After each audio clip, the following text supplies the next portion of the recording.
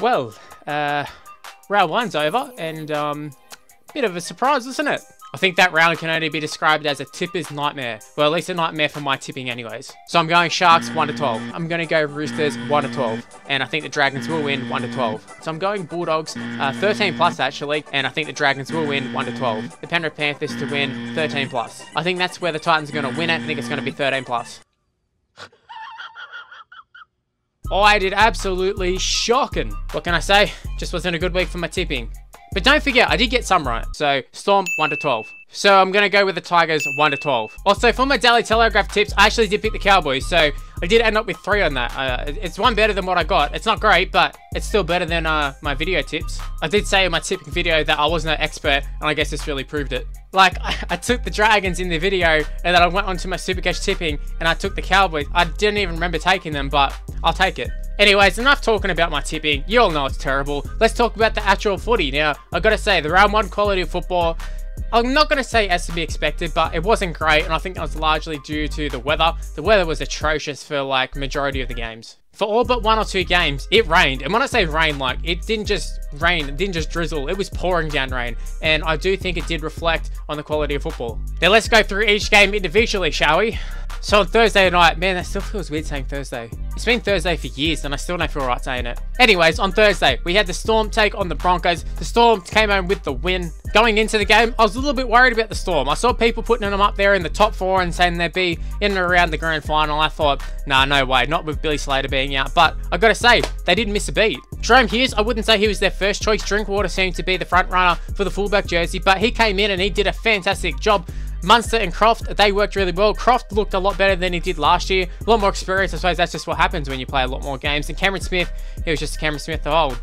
I was really disappointed in the Broncos' performance. I thought they were terrible. I know they've got a new coach and a new game plan. It does take time to adjust to these sort of things, but they were just bad. They made so many errors, and I do think the scoreline doesn't really reflect how the game went. Corey Oates really carried that Broncos side up. Without him, they would have got nowhere near the Storm. So I think it's just a testament to how good of a player Corey Oates actually is. Also, it didn't help the Broncos that James Roberts went off injured early. Katoni Staggs can cover that centre position, but James Roberts, you can't beat pure speed, and he's got it. So yeah, overall, even though it was a close-ish game, I thought the Storm were the much better team. On to Friday, we had 2 games on Friday, but we'll start off with the first one. The Newcastle Knights defeated the Cronulla Sharks. Now, I had a good start to my tips, but this is where it all went to shit. I'll be honest, I thought this game was a little bit boring. I thought both teams weren't very good. For 2 teams who have been talked up about their attacking prowess, they didn't really do too much in attack. I thought Ponga was very quiet. I thought Pearce was quiet. Townsend wasn't very good. Sean Johnson didn't do much. Moylan didn't really do anything. I will say though, there were a few times the Sharks did look alright with Johnson and Moylan linking up, but then their ball would get to Josh Dugan and he'd just stuff it. Now, there was a little bit of controversy when the Sharks scored their try. In fact, they didn't actually score the try. It was a penalty try. Johnson put in a little grubber. It was actually a really nice grubber. And Katoa, who's the winger, he looked like he was going to get to the ball first, but Edric Lee went really out of his way, took him off the ball, and Josh Dugan ended up getting to the ball.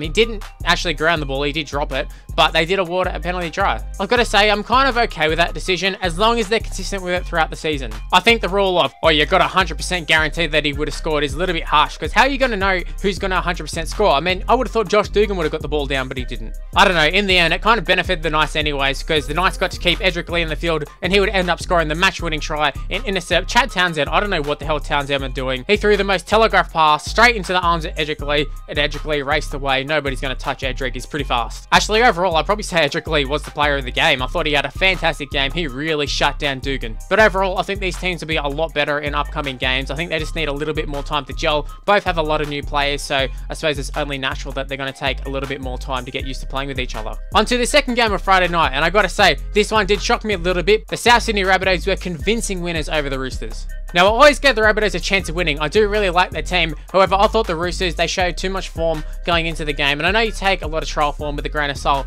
but I just thought with how they were last year, how they were in the World Club Challenge, I thought they'd have enough to get the job done against the Rabbitohs. But, I mean, the Rabbitohs, they just really fired. Cameron Murray was good. Adam Reynolds was really, really good. Sam Burgess was good on the edge.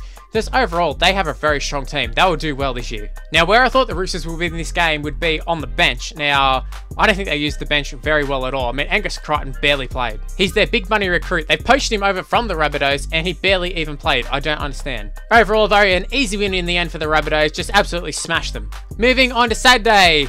Do I have to talk about this one? Warriors beat the Bulldogs. There's not really too much to say about this game other than the fact that the Warriors absolutely annihilated the Bulldogs from start to finish. I think the scoreline 40-6 perfectly reflected this game. The Warriors, as you would expect, came out super fired up. It was old boys days. It was round 1 in front of the home crowd. The disaster that happened the day before, just everything was pointing to a Warriors win. I just didn't think it would be by this much. I really had my doubts over the Warriors halves pairing of Blake Green and Adam Kieran, but I gotta say, the rookie really impressed. And Blake Green, while he may have played with some absolute superstars in the past, he is 32 and he is very experienced, and he really showed that. They just played the Bulldogs off the park. The kicking game was strong, they attacked well, they defended well, which is exactly everything the Bulldogs didn't do. Some of the tries the Bulldogs conceded were just downright embarrassing. Seriously. And Lachlan Lewis, I gotta say, he is my favourite player, but oh my god, what a shocking game he had. I don't want to be too doom and gloom about the Bulldogs as they are my team, but jeez, it's not looking good. Overall, Warriors very, very good. I want to see how they go in the next few weeks though before I start saying that they're actually a really good team. After all, the Bulldogs are the wooden spoon favourites and they really showed why. On to the second game of Saturday, it was the West Tigers taking on the Manly Warringah Sea Eagles, and it was an easy win for the Tigers. In the lead up, I said both of these teams are garbage, and I gotta say, both of them didn't really do too much to change my mind. In fact, Manly just justified exactly what I said. They are garbage. They just made so many errors, and I know the weather was atrocious, but Des Hasler would have been up in the box ripping his hair out. I know what sort of coach Hasler is, and he loves having completions, and Manly just were not doing that. The Tigers, they weren't fantastic, but they got the job done, and that's the main thing. Robbie Farah really winded back the clock. I thought the halves did pretty well. I thought their second rows are very, very strong. Just as a team, they did pretty well, but it's kind of like the Warriors. I'd like to see them take on a much better quality team rather than Manly, because Manly just aren't good. I think even the Bulldogs would have been a chance to beat Manly, and that's saying something. On to the third game of Saturday, and it was the North Queensland Cowboys defeating the Dragons in front of their home crowd. Now, I think the first thing we need to talk about is Jason Taumalolo. What a freak! He ran for over 300 metres. That is just amazing. He even started the game on the edge last minute, and they started Josh Maguire, and then Taumalolo ended up playing the rest of the game in the middle, and he was just effective everywhere. Jordan Kahu didn't do much, but Michael Morgan, he stepped up just like I thought he would, and he absolutely dominated. The Dragons, I didn't think they were terrible, but they do have a lot of work to do. And with the news that Frizzell is actually injured and is out for up to 6 weeks, I think it's going to be a really long year for the Dragons. Gareth Widdop was okay at fullback, but I think the halves combination of Norman and Hunt, I just don't like it as a combo. Also, kind of like the Warriors, the Cowboys did have a lot to play for. North Queensland had been hit hard by weather, and you know, they had like Lee Kernaghan performing before the game. They had performances after the game, so it was kind of just a feel-good moment for the Cowboys to win. Overall though, this game did change my opinion on the Cowboys a lot. I was waiting to see how they'd go in this first game, and their 4-pack really did deliver, and Michael Morgan also delivered. So I'm expecting good things for the Cowboys, not so much for the Dragons. On to the final 2 games of the round. The first one on Sunday, it was the Panthers taking on the Eels, and the Eels actually came up the winners. Now, I believe going into the game, I think I said the Panthers were the sure things, and of course, with my tipping, the Eels are easily going to win. Seriously though, the Eels, their 4-pack, I really like it. Also, Dylan Brown and Mitchell Moses, I thought they combined perfectly. I've had a lot of question marks over Mitchell Moses in the past few years, but I thought he really delivered this game. I think a big problem for the Eels is the fact that they have Mitchell Moses and Corey Norman, who Corey Norman was there before, and he was running the show. Then Mitchell Moses comes along and wants to run the show, and there wasn't really a good balance there. Both of them wanted to be the man, where Mitchell Moses now, he is the man. He's got a rookie half with him. He can sort of do his thing, and then Dylan Brown can just compliment him. The Panthers, on the other hand, I don't really know what to say about them. It didn't really look like much change from last year. They had a shit start, they had a bit of a comeback, and ultimately they ended up losing. There's a lot of hype about the Panthers, but I just don't get it. They got a decent halves pairing, but apart from that, they got a whole bunch of youngsters with a bit of potential, but at the end of the day, they're youngsters, or they're kind of just average sort of players. I just don't get the hype of this team. I don't get how people are guaranteeing them to be a top 4 team. I'm not saying that they won't get a top 4. I mean, this team has a lot of potential, but at the end of the day, it is only potential, and I just don't know how you can guarantee a top 4 finish with this team.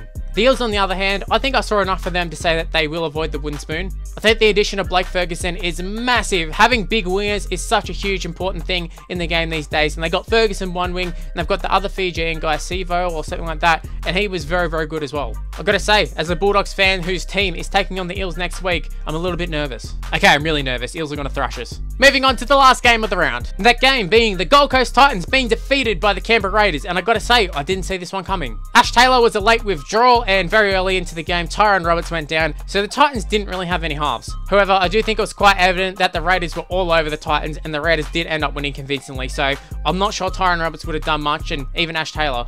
Now, I've got to admit, I only saw little bits and pieces of this game, so I can't really comment on it too much, but just based off the scoreline, looks like the Raiders did okay. And once again, the weather was atrocious. I saw it was absolutely pouring down, so, I mean, I can't blame the Titans for dropping the ball a lot, or the Raiders for dropping the ball a lot. That's just how the weather was. But yeah, Raiders are my tip for the wooden spoon, and they've started out with a win, so yeah, my tips aren't looking good even long term. Anyways, that was a little bit of a round 1 recap. Leave in the comment section below, what did you think of round 1? How did your team go? And what did you think of all the games? If you did happen to enjoy this video, make sure you go ahead and smash the like button, subscribe to the channel if you're new around here. Also, make sure to follow me on Twitter and Instagrams on the screen right now, Mr. Luke on YT. My Facebook page is in the description below as well. And Abby on Snapchat, it's Mr. Luke on YT again. Righto guys, that's the end of the video. Thanks for watching. I'll see you in the next video.